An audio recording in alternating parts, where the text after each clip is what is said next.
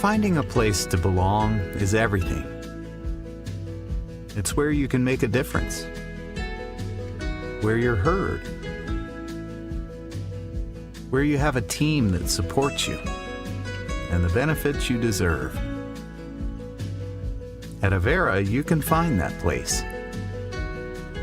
You belong at Avera. Apply today. Avera.org/careers. Anything. Businesses, an unmatched work ethic, and a community of leaders dedicated to growth and innovation. Powered by over 300 investors, Forward Sioux Falls is an advancement program aimed at enhancing the Sioux Falls economy. 2026 initiatives are well underway, focusing on talent retention, business attraction, and quality of place enhancement. Look to the future with Forward Sioux Falls. Do you want to shape and lead the future? Walk with us.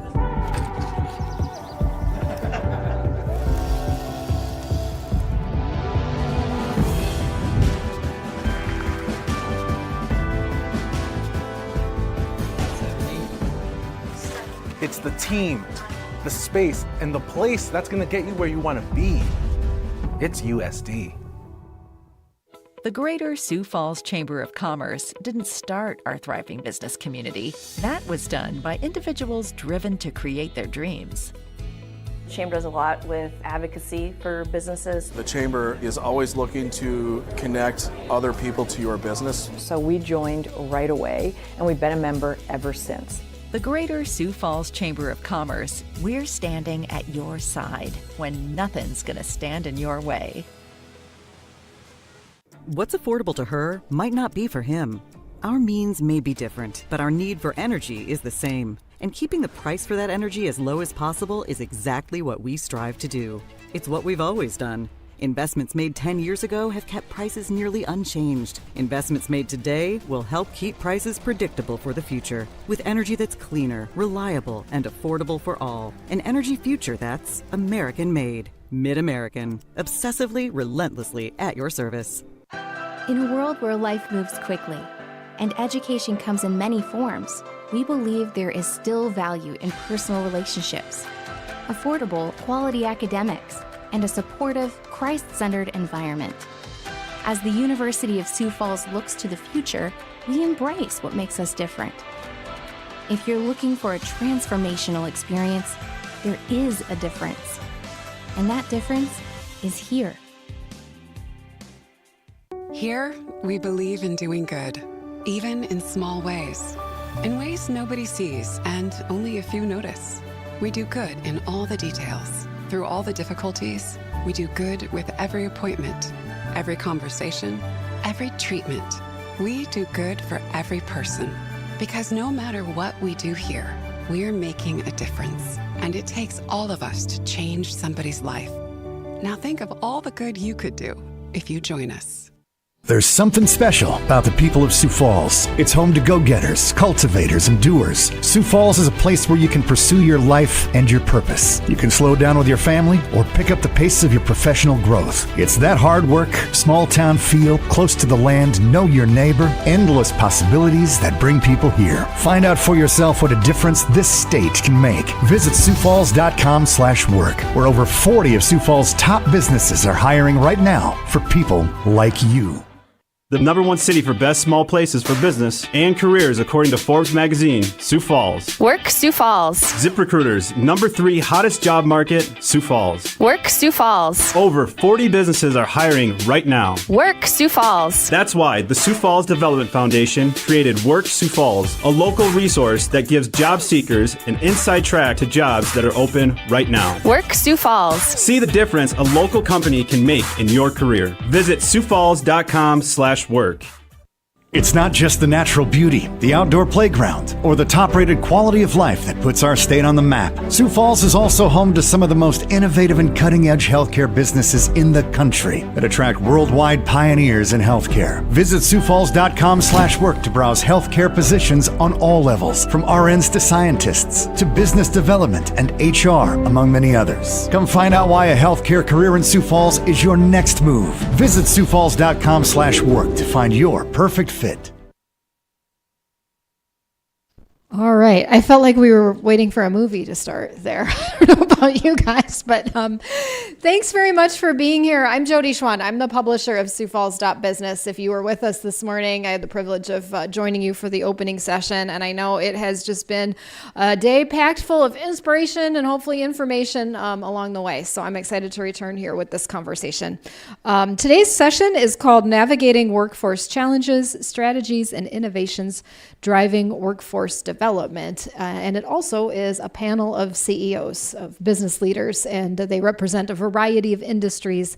And I think you will take away a lot from hearing their comments today. I do want to let you know that you'll have an opportunity to ask questions. I will allow some time for that, so be thinking of those, please. Students, if you would like to move, you're kind of like tucked back there and not going to see anybody. There's lots of seats over here, so you're not going to bother us if you get up and move over. And with that, I'm going to skip the traditional bios, which I'm not sure anybody really thoroughly listens to anyway when I read through them. So I'm going to have our panelists basically introduce themselves. But I will share with you as I call on each one of them a bit about them and let them take it from there. And we'll start on my far end there with Jim Dover, who is somewhat of a new face to Sioux Falls, maybe not so much anymore. He's coming up on his first year as president and CEO of Avera Health and brings a very interesting record of success in healthcare. So Jim, thanks so much for being here. Tell a little bit about yourself and what ultimately led you to Sioux Falls, if you could. Are we passing microphones, sharing? Okay, and then just... There we go. How's that? All right, super. So shout out to the students. I was a back rower all my life too, so certainly can appreciate you sitting over there. But so my background, I'm actually a bacteriologist by training, have been in healthcare leadership for about 42 years. I have my master's in hospital administration from the University of Minnesota. So I'm not a jackrabbit, I'm not a coyote, I'm sadly a gopher. So only proud when the Gophers play hockey. Other than that, I don't watch their sports.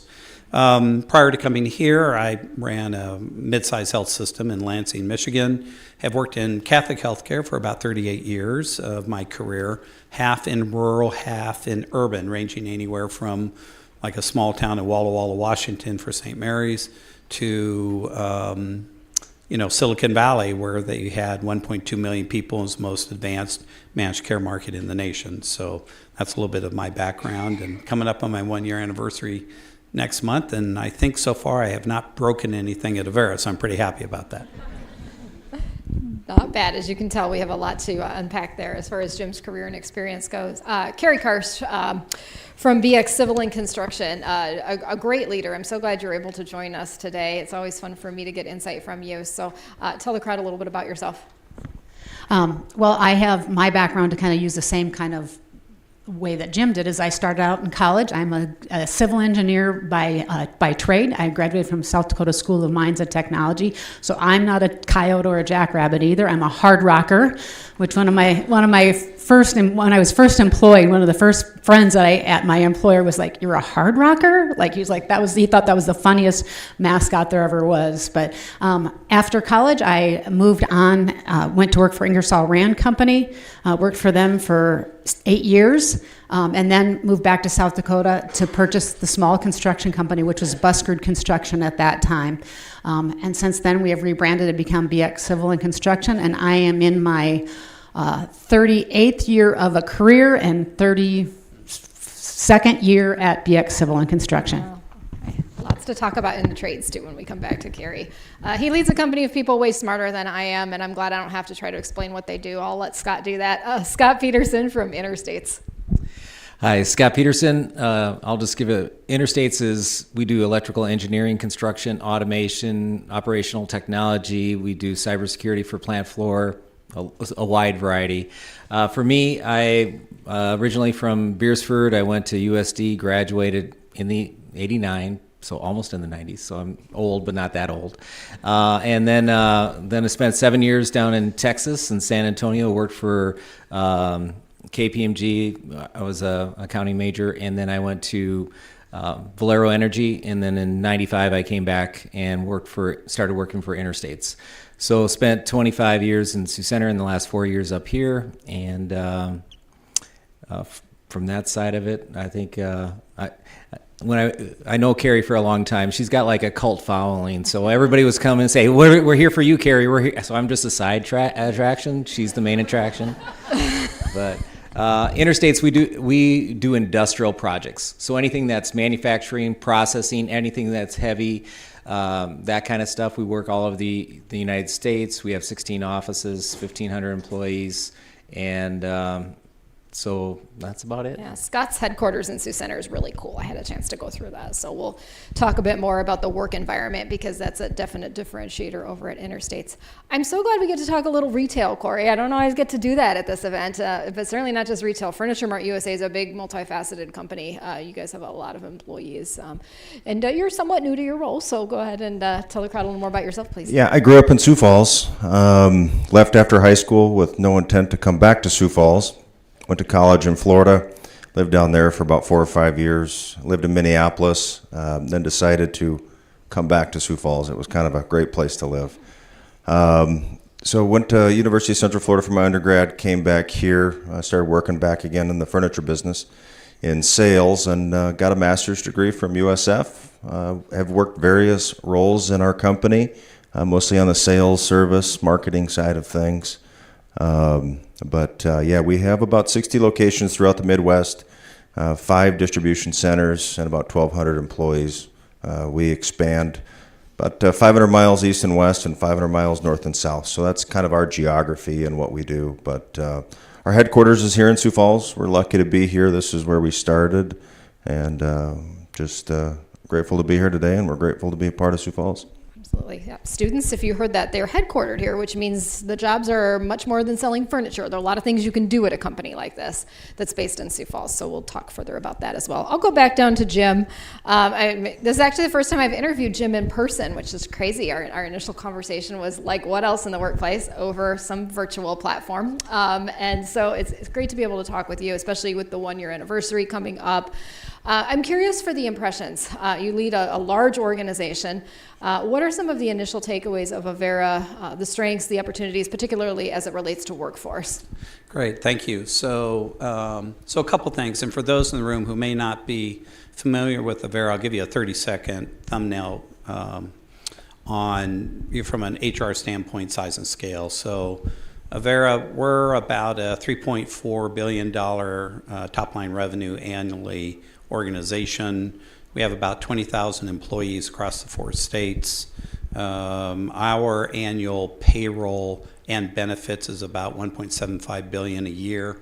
That means every 2 weeks we're funding $67 million through the various banks, cash sweep, in order to make sure we're funding payroll. So that just gives you an idea of our size. In fact, we are the largest employer actually in the state of South Dakota. And so my initial impressions, it's interesting. People think of Avera. Avera's, this year we're celebrating our 24th anniversary. It was a merging of the Presentation Sisters out of Aberdeen, their hospital ministries, along with the Benedictine Sisters out of Yankton, South Dakota, their ministries. These 2 groups of women religious started hospitals 150 years ago in the Plains. And so we are steeped in tradition and culture, and I know that you've had perhaps some breakouts or some conversations today about culture. So the number one kind of impression about Avera is our culture is real. We have a mission. We have 3 core values: hospitality, compassion, and stewardship. They are real. And in fact, we do an annual employee engagement survey, and one of the questions we ask our staff is, would you recommend Avera as a place to work to your family and friends? And we score very high in that standpoint. In fact, if you look at our overall engagement score, we're just 1 point shy of the top decile in the country. And so when you talk about culture and its impact in an organization, particularly one, whether it's small, medium, or large like ours, it's real and it does make an impact. Our retention rate, that's a second impression, our retention rate, one of our most critical needs in workforce is nursing. Our retention rate's 88%. And compared to, which means our turnover rate's 12%, right? And when you compare that to the national average is 20% turnover. So we're beating the national average. So that's kind of the second impression. And then the third impression is, though, all healthcare is local. So while we are a very large organization, span 4 states, if you go to Avera Queen of Peace in Mitchell, the culture there is still unique to Queen of Peace and Mitchell, even though they are part of a larger vocation. And probably that's the last observation is, it's amazing how many of our staff are really mission oriented. They do want to be part of something bigger than just getting a paycheck. Mm-hmm. And so I think that's been a significant realization of mine as I've traveled our 72,000 square mile region. Well, I think it's impressive to hear you say that because, head count, so people associated with Avera, 20,000, give or take, right? Huge. So I know a lot of businesses will tell me, well, culture is really hard to drive through my organization, and especially as you're growing, right? But I mean, you might be talking about growing from 50 to 100 people, and it's feeling like culture is hard to drive through your organization. And here you are sitting at the helm of 20,000. I mean, not all things are equal here. There are microcultures, as we've talked about, I'm sure, within the organization. But is mission what is the unifying factor there, or are there some things that have stood out to you that allow that culture to be permeated throughout such a large organization? I would say mission is the connection point first and foremost and always for us, and we actually spend time investing in our leaders. We have a mission formation program, Leaders in Ministry. We have aspiring leaders, but we always start with the mission. We start every meeting with the mission, our vision, our values. But our values are real, and so a mission statement's great. We're for a higher purpose. But, you really have to live your values if you want people to buy into the mission. Because if you don't, they say, well, the mission isn't really real because you're duplicitous when it comes to actually your values and actually leading by your values and using your values to make decisions. So we actually have something called a discernment process. So when we have difficult decisions to make, we actually discern that through the lens of our 3 values. And because sometimes the values are in conflict with each other. So I would say it is one of the most important connection points.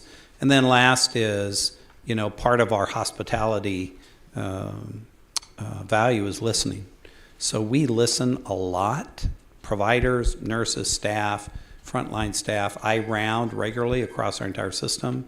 And you'd be surprised, you read it in the textbook about first listen, first seek to understand before seeking to be understood.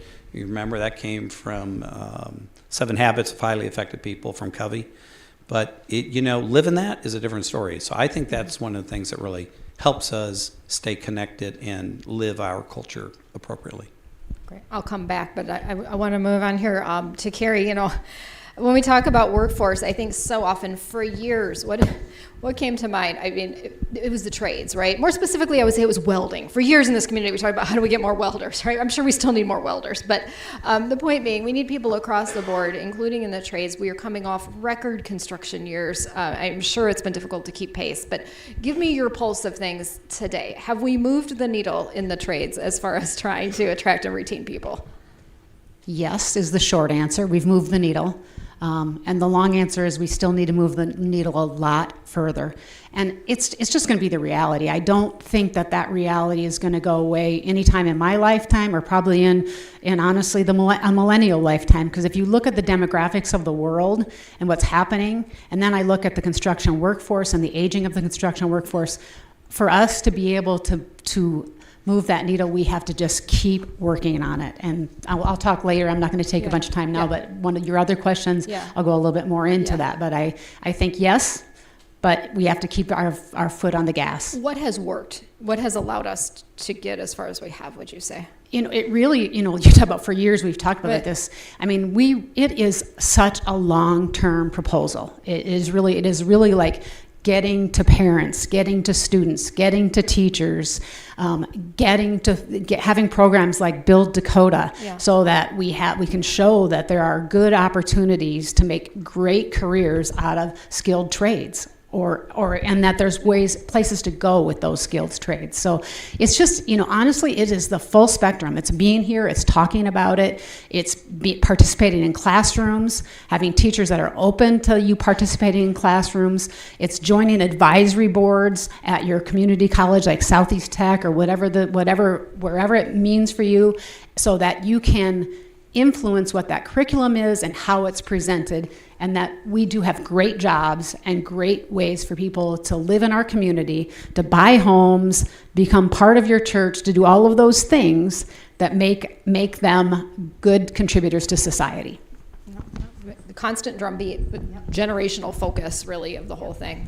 Great, and there's definitely more to talk about as far as Carrie's company is concerned. I will move on to Scott now. As you probably gathered from his introductory comments, he needs talent with some sophisticated skills. He needs people who are capable, I suspect, of ongoing learning. What does that talent pool look like for you specifically in Sioux Falls today? It was part of the reason you expanded to Sioux Falls, if I remember correctly, was talent. How is that going for you?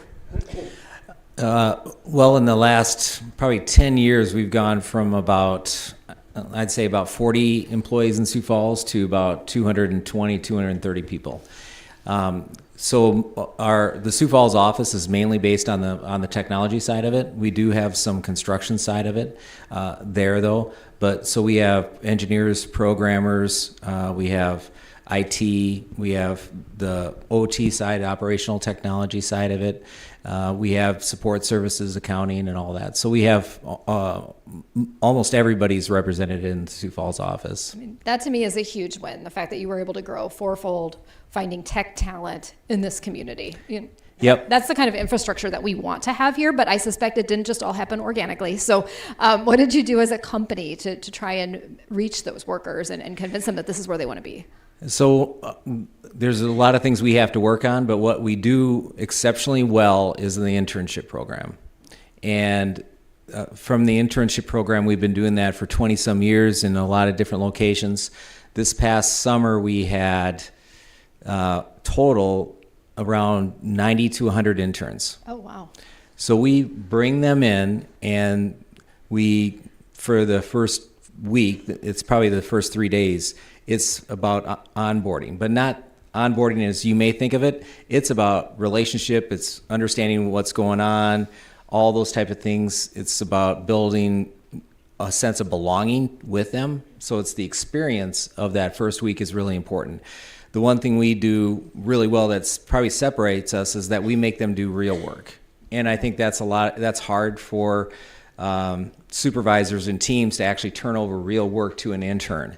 But it's part of our DNA. On the executive team right now, we probably have 4 people that started as interns. So throughout the whole career, they just grow up and they take on real work, real responsibility, they feel like they're different.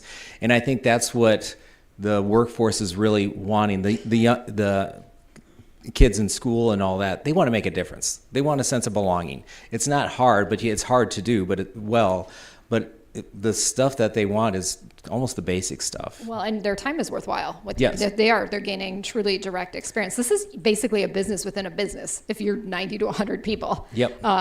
From an internship program. Is that year round? Is that summer? So what we end up doing is it's mainly the summer, but everybody has an option if they want to come back the next summer, and if they want to work during the school year. We have some that are local schools. They'll come in and work throughout the whole year. So it ends up being a part-time job. So the internship lets them try us on, we try them out, and if it works, it ends up being, if we can get someone after their freshman year or sophomore year, then you can get, quite a bit of time. You get a lot of training when they're actually, cheaper than hiring them full time, and you get to train them the way you want, the way we function, our culture, our standards, how we do work, and it works really well because we're flexible. So they'll say, hey, this month I can't work, so they won't work. But then they'll work 15 hours a week for a few. So it's hard to find work for them, but if they're integrated to the team will work that extra effort to do that. By that point, you've already built the relationship with Yep. them, so it seems easier, I Yep. suspect, that way. Okay. Corey, I want to talk a bit about the range of roles available at Furniture Mart, first of all. Help people understand the different opportunities there, and then are you finding that some of those are more challenging to fill than others, and how have you gone about addressing that? Yeah, Sioux Falls, across our spectrum of our home office team members, Sioux Falls does a pretty good job of filling, whether it be IT, human resources, marketing. We do pretty well. I'd say our two biggest challenge, kind of our customer-facing labor. Two positions, delivery drivers. Delivering furniture is heavy, and finding people that want to do that is a challenge, that are good at it. And then also furniture repair technicians. And so we've developed a couple different things. On the furniture repair technicians, we can probably go out in the field, get somebody very seasoned, somebody very opinionated, very expensive. And what we've kind of done is taken kind of an apprenticeship in through our DC leadership, and they can work their way up. And it's one of the better paying jobs in our DCs. It's not for everybody. Some people like to go out and go to deliver furniture. Our team has looked at, how do we make that job better?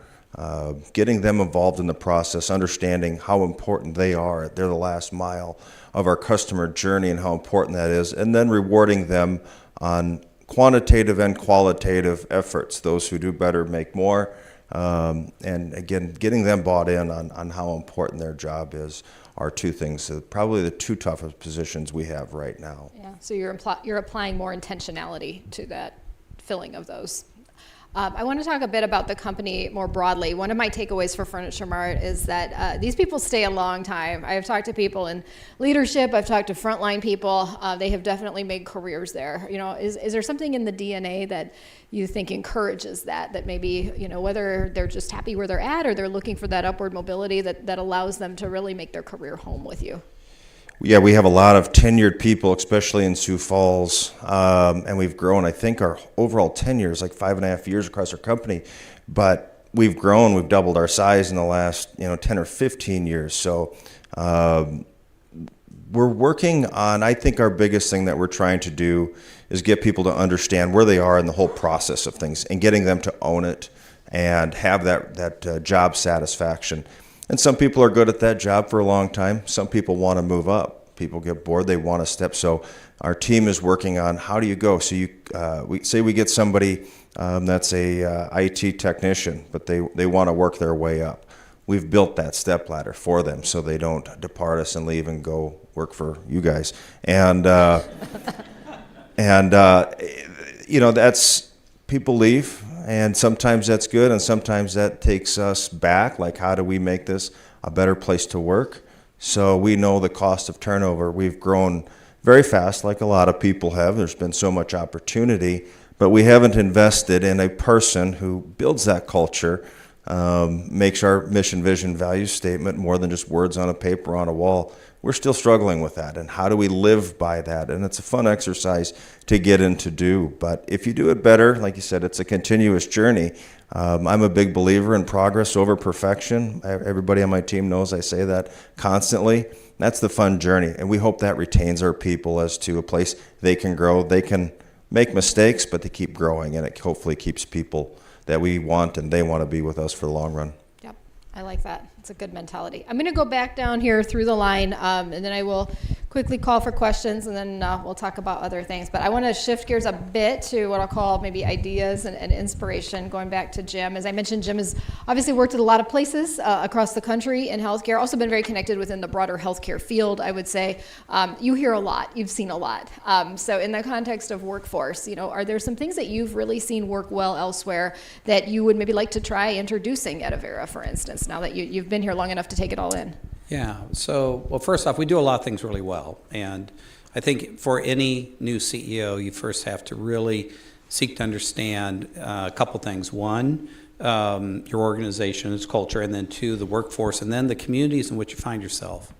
So, when I arrived, I found that we did not have something that I've actually brought is really better rigor around the numbers and analytics. And we're a people-oriented organization, obviously, healthcare organization, but the math actually matters, and when it comes to talent recruitment and talent development. So when I arrived, we did not know how many nurses we hired from which schools that were graduating nurses, and of those schools that graduated, how many did they graduate and how many stayed locally and how many did we get. So now, today, we know that in the state of South Dakota, that there are 814, last number in 2022, I don't have 23's numbers yet. In 22, we graduated 814 nurses from the various colleges across the state of South Dakota. Only 70% of them stay in state and get licensed. So 30% leave the state and work elsewhere. Then of those remaining 70%, how many do we hire and from where? And then the second piece is, then we did a analytic projection by 2029, will we have enough nurses? And based on retention formulas, retirement formulas, graduation formulas, and so we'll be short 611 nurses in 2029. And it will cost us $152 million if we had to fill that through travelers, which means we're outsourcing jobs out of state to the tune of $152 million a year. So that's something that I brought, I think, for us, is you have to know your numbers and project analytically forward. So then because as was mentioned earlier, the things you put into place take time, and you can't do it in 6 months.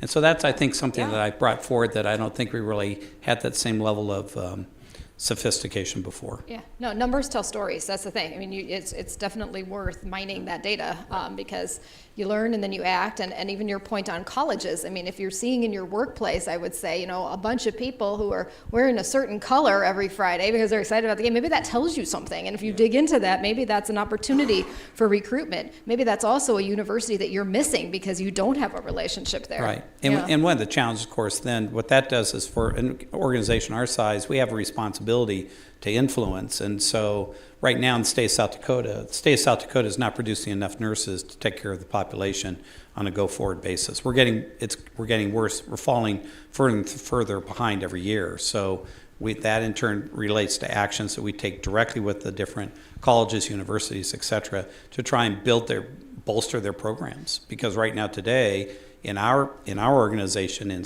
for the South Dakota employees, 8 out of 10 nurses are born and raised and trained here.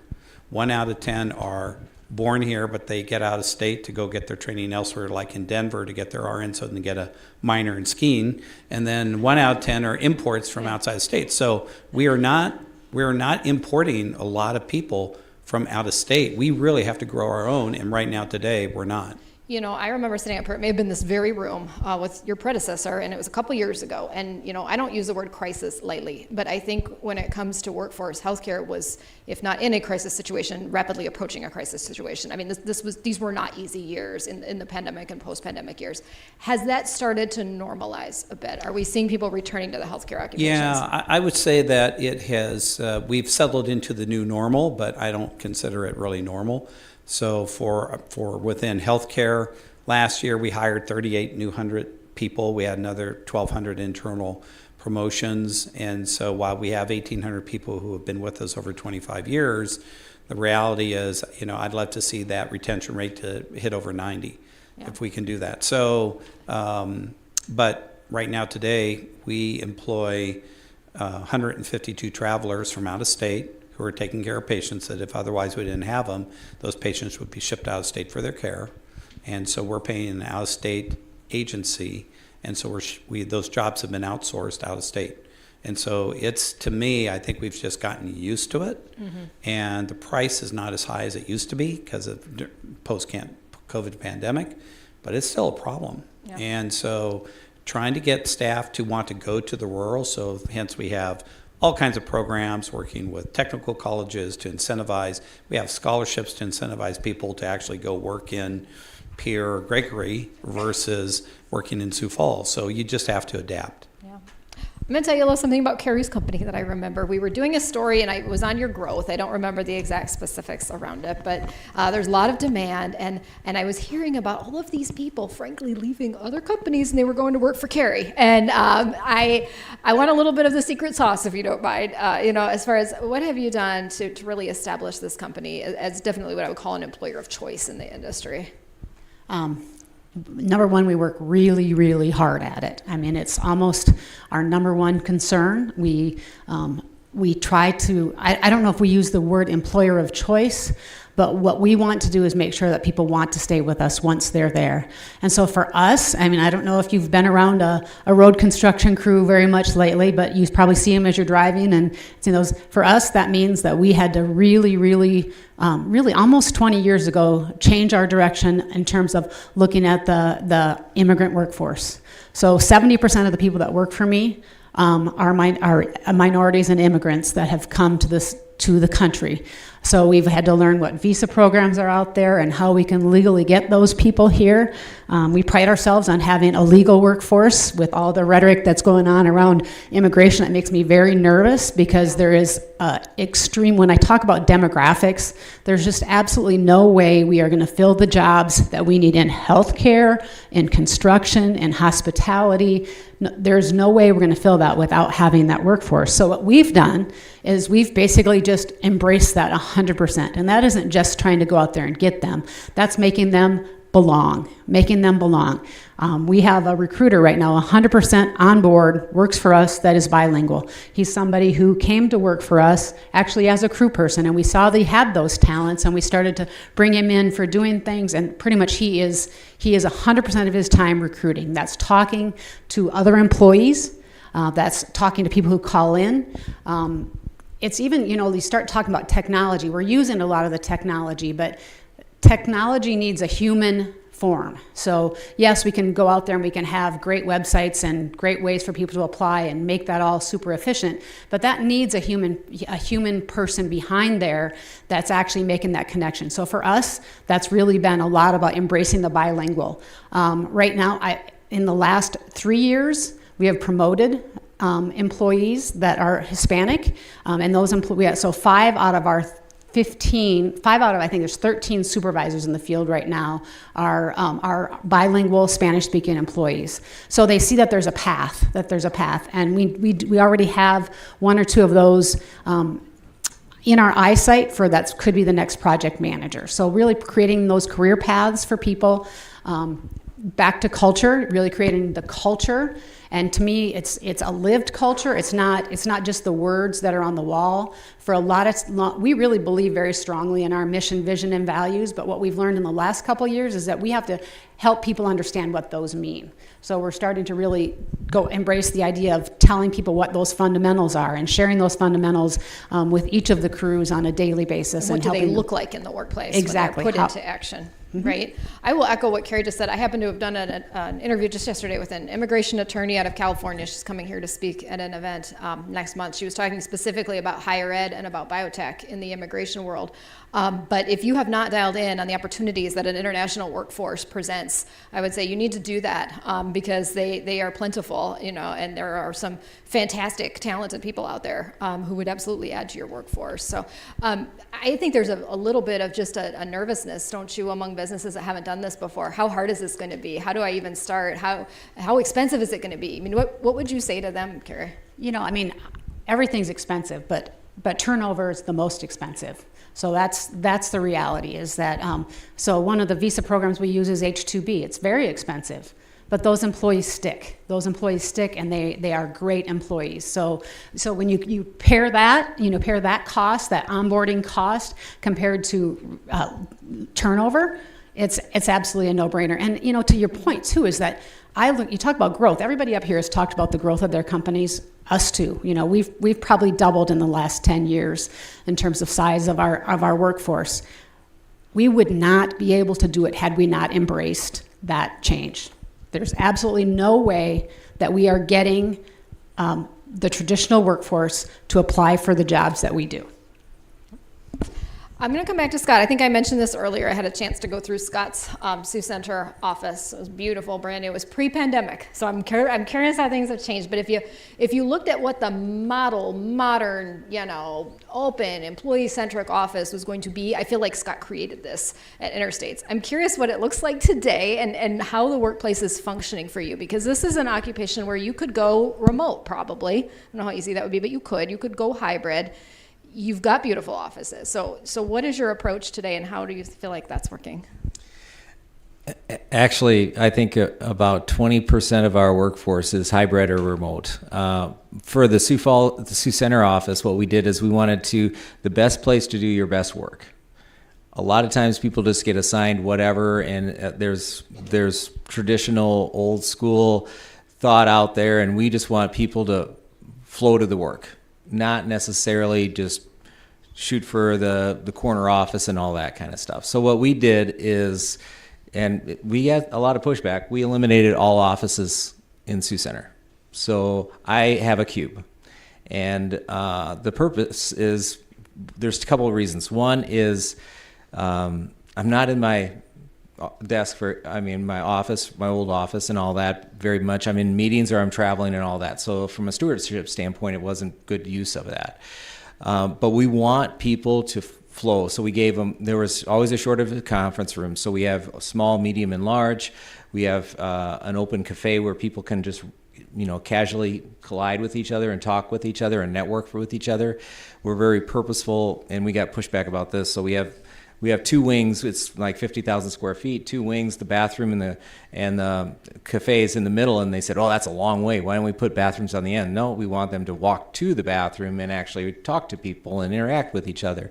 So it was very intentional of making sure people could move, go to a hotel cube for a week or two because they need to be around this team, or they need to go to this team. So they can move different places and flow to the work. And that's probably one of the things that we really tried to do, and it's, there's some people that would still like to have an office, and at times it's nice, but for the most part, it's just what we do, and we do this across all of our offices, that really no one has an office, and you got to take calls. Sometimes you go in a conference room and just do that there. But they largely are there. They're in the office. Yeah.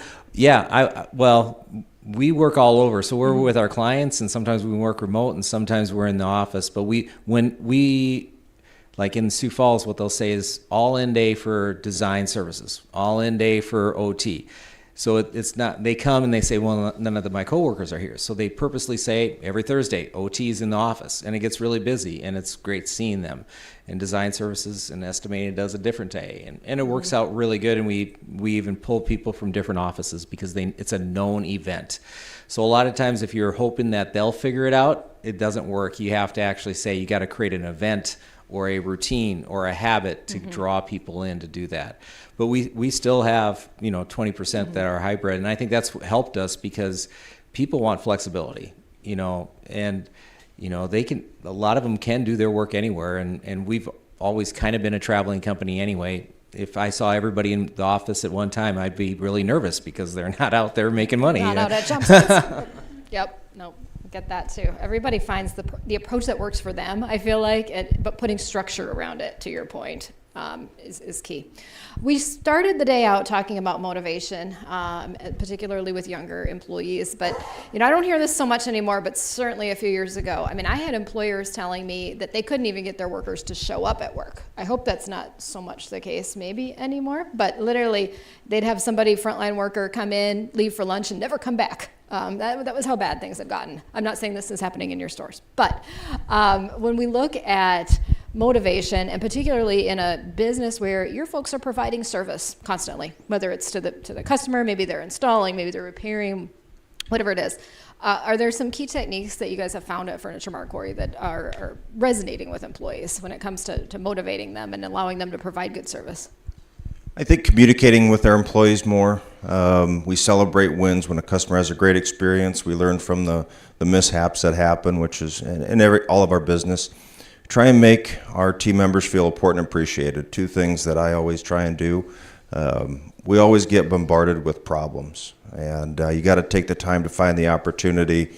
Yesterday was a Monday, I think, and loads up with problems, and I starting to change my mentality of, again, we got 60 retail, and now these times with housing struggling, some stores are struggling, and so we're helping the ones that need the help and those team members, and then the ones that are doing well, the ones that are working above par, you got to spend as much time talking to them and encouraging that, because that really helps. You just don't know the benefit you get off that. And then from there, helping them, how are they leading their teams as leaders? I've done a lot of jobs in our organizations. I think I'm a better leader in the jobs I have no idea about, like human resources, like accounting. I pretend in IT, but I don't know. It's about helping those people succeed. And those are some of the leadership changes. I mean, COVID was a mess for us all, but kind of getting back into what's called normal. For us, it's earning the business, giving our customer a great experience. That's both our external customer and our internal customer. So we've really tried to treat our internal customers as good as our external customers, because they're usually the ones talking to the people walking through our doors or getting that delivery. So nothing super scientific or secret. It's just kind of going back to the basics of what people want. And from there, you'll find out the ones that want to grow and get better and the ones who do not. For sure. I want to leave time for your questions. Anything that you were wondering about before we move on here in the program? I kind of a twofold question. Sure. More for the larger employers. We're in a world where people have a need to feel valued, or they'll go elsewhere. So the first part of my question is, what do you do, especially in those larger employers, to make sure that your staff doesn't feel like an employee number, or just a number on a page? We come to work, we do the job, but do I feel like I make a difference? So what do you do to kind of feed that desire to feel valued? And then the other part is, with inflation as it is, how are you rewarding those tenured employees while keeping up with the competition of the new hires and wages? That's the financial quandary of it all, right? It's showing, that you're able to continue to offer those, commensurate salary increases as they're bringing on the newer people. So let's start with maybe employee appreciation. And I think that actually each one of you probably has something to add on that one. Jim, do you want to start it and just work down the line? Sure. I was hoping for easier questions today, so thank you for that. It's actually very relevant. And in our organization, I would say that when it comes to recognition and acknowledgement, it's not reward, it's acknowledgement and recognition. And we focus heavily in terms of, we have so many different ways we do that, and we're still not doing enough.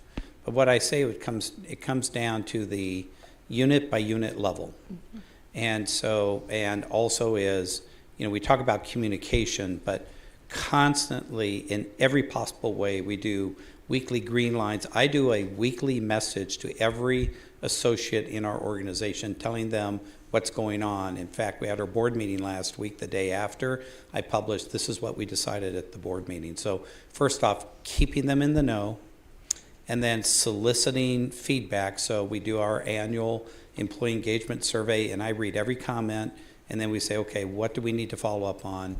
The other is rounding. So for the HR leaders and leaders in the room, never underestimate the power of rounding. The things you find out and you go, we're a pretty large organization, so when I'm rounding in Parkston and I find out something, I'm able to go back, talk to my chief operating officer saying, I think we should fix this. So again, that basics of rounding, listening, taking the time to do that, and then success breeds success, because people go, oh, they listened and they actually fixed this. So one of the common questions I always ask is, do you have the tools and equipment to do your job? And you'd be surprised what I find out. And I'm like, really? Like, we don't do that? So anyway, so it's those basics, and that's how you do it. And but I expect my leaders to round, and I expect our, particularly our nurse leaders, to round also on patients. So that's how you do that. And that's how you keep them, I think, engaged. We have the normal celebratory, we have the picnics, the company, summer picnics, we celebrate Founders Day, we celebrate all these sorts of things. But it's the basics of the one-on-one. If we do that well, then I think we'll do fine on recognition and acknowledgement. The reward piece, I'm going to let someone else talk about. I was just everybody's budget looks a little different when it comes to structuring for that, I'm sure, on the payroll side of things. But I would echo Jim's point. I think at Avera they do such a good job at the mid-management level. You can tell that that's an expectation of mid-managers, but the recognition of employees is just a constant. You see a lot of people bringing treats at Avera. I know that. Never underestimate the power of cookie. Carrie, what about you? And I think it's particularly interesting because you people in the field, they're not all in the same building. You can't just go around and see everyone. So, how does that maybe apply out in the field as much as in the office? Yeah, that's the challenge with it. And as I think about it, and I think about having a health system with multiple offices, I think it's not a lot different. But the reality is that what we have to do is empower our leaders who are out there every day. Because you talk about culture, they're the ones that act. That's really who represents our culture, is the leader that's out there in the field. And 80% of the people in our organization, I always have to remember, are getting our culture from that leader. It doesn't matter. I mean, they hear me once, 2, 3 times a year, maybe through some emails, through some sort of communication. But the reality is that the person that day in, day out, that's providing that kind of feedback, that kind of encouragement that you're talking about, is that leader. So that's investing in training of those leaders. I mean, and I'm sitting here next to Scott, who's my mentor and idol in that kind of stuff in terms of trying to create leaders.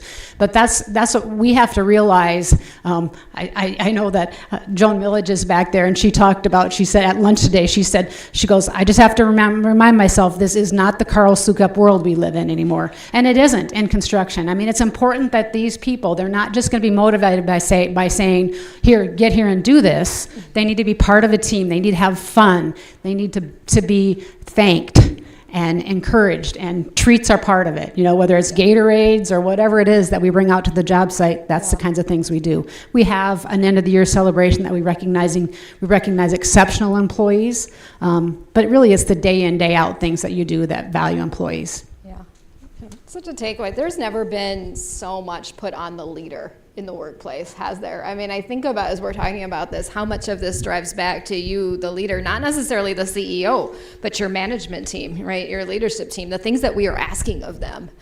It's a lot. So, Scott, how do you reward engineers? Well, there's a couple different things. One, I think I'd recommend everything that they just talked about too. A couple things we do in addition to that is we actually have a career coach. So it's not their direct supervisor. Sometimes what they end up doing is they feel very pigeonholed because everything goes through this one person. And you got to really think about from empathy standpoint. That means that person controls what I do, what I get paid, my raises, my promotions, how I'm being presented, and all that. That's a 1 point of failure. If they don't have that connection, that's a real problem. So what we do is, if you think about your 401k, you have a portfolio, and you always have to balance and all that. So part of it is we have all of our employees, mainly on the non-field side, the non-electrician side, have a portfolio. So of what they're doing, it's like, this is what I'm really good at. That's performance. But they need anywhere from 5 to 10 to 15% of development. So that means you're asking them to do stuff that they're not good at because they've never done it. They never want it. They don't know if they even like it. So part of it is to give them an experience to try something new. For me, the bottom line is they have to feel like that you're investing in them. It's through technical developments, it's leadership development, it's listening to them, all those type of things. And you have to be approachable. You have to go out of your way. Like one of the things I try to do every summer, I do Q&As. So I just get in a room and they can ask me any questions they want, which is awesome when everything is going great. It really kind of sucks when it's not going so great. However, you want to normalize it in good times so they can ask real questions because they have a lot of concerns. So if you do those things, and you got to thank them and show appreciation of them, but they really want to be invested in. So if they don't see a lot of times it's their traditional ladder to where you want to go. For me, you got to think of it from a lattice standpoint. They may be an engineer, but they might end up being a great project manager. The career coach has got to ask them those type of things. If they don't, then it's going to be, Well, I'm stuck, I'll go somewhere else. I'm stuck, I'll go somewhere else. I don't like this person, I'll go somewhere else. They have to be able to give opportunity doesn't seem out of the ordinary for them to stay within the organization, because we want to keep them in a way that they can thrive. Related to your second question on salary compression, that's a thing that's been around for a long time. I think we have everybody in bands, so at times we have we're trying to not to do it this year, but we went 2 years in a row where we increased the bands twice a year because there was that much compression. We cannot have a new hire make as much as someone with 3 years. We just cannot do that, and it's tough. It's not fun, but you got to be aware of those type of things and be proactive about it. And if you don't talk about it, they're talking about it, so you just won't talk about it. I mean, just be upfront with them. Yeah, those are some really good strategies. There were some great takeaways in those comments. I love that concept of the career coach, because how hard is it? You're doing your review, you're across the table from your supervisor. Oh, where do you want to be in 5 years? Like that can become a very challenging conversation if they want to be in your chair, right? So yeah, very, very smart. Some things to add to that, though. I'm sure you do, Corey. In terms of the recognition, I kind of echo what Jim said. It's just the basics of getting out and talking to people, listening to them. And it's usually the unexpected. If I'm friends with somebody on social media, it's their birthday and it's an employee, send them a text. It goes huge. It's just kind of that. As a single leader, you can try and get to everybody, but you won't. But to teach your leadership team to give that recognition, instead of asking my leaders, like, who's giving you problems, I'm like, who's your difference maker? And have you recognized them? Starts to change that culture and that thinking from negative to positive, encouraging that, and people start to get better. The mood changes. Our business, as housing has slowed down, it's hard to keep morale up. As sales have gone down, the raises have slowed, and so we have to create that excitement and energy within. In terms of the wage compression, I don't know if this is Mark's here, our HR VP, so hopefully this is a good enough answer. But I'm sure it's not. In my head, we have a lot of those long-term employees, and that somebody comes in and I'm only making 75 cents more than somebody that just started 2 years ago, and they're mad. And how I look at that is, you got to get that person who's been there a long time. You have to set new goals for them. You have to and it might be a different job, but they've got to either reinvent themselves, step up their game, look at their job differently to figure out how to add more value. If they don't do that, it's just an expense, and someday it'll come back to affect everybody in the business. Do we have another question? Yeah. Oh, sorry. No, you're good. You spoke about employee engagement surveys. You spoke about communication. One of the things that we've been learning from a marketing standpoint, not just HR, is internal communication and the struggles that employees see in that. How have you guys approached struggles in internal communication, and do you have any tips? Anyone love that question and want to start off? Well, we happen to have our communications leader sitting in the front row here, so I better get this right, or else my next communication may not come across that well. We actually have, first off, people devoted to making sure we're doing a good job. So our employees are customers as well. And so we have to approach it that way. And number two is no one size fits all. We have digital, I have a email, we can measure click-through rates, all that sort of thing. So it's really having people who are dedicated to making sure to say, hey, our job is to make sure this is working well. And then the other one is, and this is a small thing, but I would encourage all the up-and-coming leaders to adopt this, and I learned this a long time ago, is when I get an email directly from an employee, I always respond same day. Usually within half day. Doesn't mean I have the answer, but I always say, got it, thank you for even if it's whatever, thank you for the feedback. And just that simple thing works. So, and then again, as mentioned earlier, other leaders, teaching them, same thing, expectations. I have expectations for my leadership team, how we handle communications when stuff comes in, and how we communicate outward. And also, the other one I would say is, when it comes to big things, common scripting is really important. Keywords, key times. We made a very major announcement of our decision to switch to a new electronic health record. We had that scripted really well, so it was not misinterpreted. And so I think that's the other thing, is it's okay to say, here's key words to use, because in absence of doing that, then everyone has their own script, and then it's crazy. So I'm going to be a little bit old school on this. In my environment, we have all of the tools and the technology, but one of the things that I always go back to is that if it's a difficult conversation, it needs to be held face to face. And we need to encourage that. I've had several people that work for me that will try to respond to something with an email, and I'm like, it is not the way you can respond to something, because it's not human enough. So really, I think that generally our people know how to use all the tools, but to try to actually get them to not use those tools and go back to just human skills. So this will come across as a little cynical. In general, you cannot win with communication. So don't ever, that saying, hey, we're awesome at communication. We do all this thing.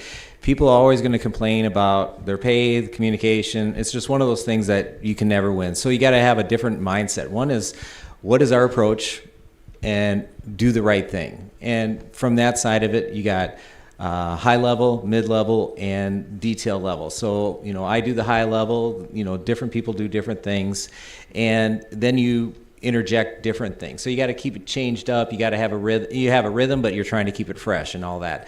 So one is just do what you think is best, and then adapt a little bit. You're never going to get a lot of praise. You're never going to win this battle, and just accept it's the journey that's the important thing, and that's it. One thing I've noticed where we really struggled 10 years ago on communication, one of the things I do is I think we have like 60 or 70 superintendents. Every year I try to call each of them, and I ask them, I said, this is 15 minutes. You can tell me everything. You can tell me what sucks. You can tell me bend my ear. You can whatever you want. And the last 2 years, it's basically everybody's saying, I feel really in the loop. So the goal is to make them feel in the loop. Don't worry about the information. It's almost the feeling. I'm not surprised. I'm in the loop. I'm valued. I know what's important and all that kind of stuff. So try to change your mindset on how you do the communication, or what you think communication should be, and don't worry about all the details. I think people will hear what they want to hear anyway, so you got to do multiple ways, multiple media, all those type of things. Broad communication is probably something that I probably have the most work to do. I'm really good at the face-to-face. I'm very mobile, talking to people. Our sales team and our marketing team are pretty in tune with me. The rest of the group is not. But as we change that, because not all communication received well, I think it's important to tell them the direction we're going and how we're going to win. And just keeping it that simple, and then those one-off conversations face-to-face too. Sometimes just letting them vent, or you can see how maybe a group feels, and then how you can improve their experience, or what you need to reinvest into them, or just find the opportunity. They see a lens. I had a furniture delivery actually last week. Had a sectional delivered, and got to ask the driver, what are some of your biggest issues? One of them I couldn't help. The other one I was on it later that afternoon. How are we going to fix this? And it was something simple like how much time we give them to assemble bunk beds on a particular brand will change their whole experience. And so just simple things like that, and then take that communication and let that whole group know what we're doing to improve them. But I think the most important thing that we communicate is the direction that the company's going, and how we're going to win, and as a whole. Yeah, I would echo too. It really should be everyone's job, but on some level, just make sure it's someone's job, because I do see that particularly in my smaller businesses, where you can just see it's not on anybody's radar, and that tends to lead to bad things. And I would tell you, just to wrap it up here, rarely will your business probably be in the media, in the public eye. But in those instances when it is, that internal communication is so important. I have had conversations with businesses about, operational changes, layoffs, locations shutting down. Those are the bad ones. And it's always, well, when are you telling telling your employees this, and let's make sure that we're in sync here so that they're not finding out something about your company from me that they should be finding out from you. And it is so surprising how there are instances where this just hasn't even been thought of. And same goes for the good. When you're recognized publicly, whether it's on social media, whether it's through my platform, somebody else's, make sure you're sharing that with your employees too. Celebrating that, and they will inherently become your digital ambassadors. They will want to share that for you. But making sure that they know that it's out there is key, because we're all so inundated with information. It can be easy to miss those things. So we could talk further clearly about this. I have questions I did not get to, but we're out of time. I want to thank the panelists very much. Thank you guys for being here. Enjoy the rest of your day. I think you've got one more session left. So thank you.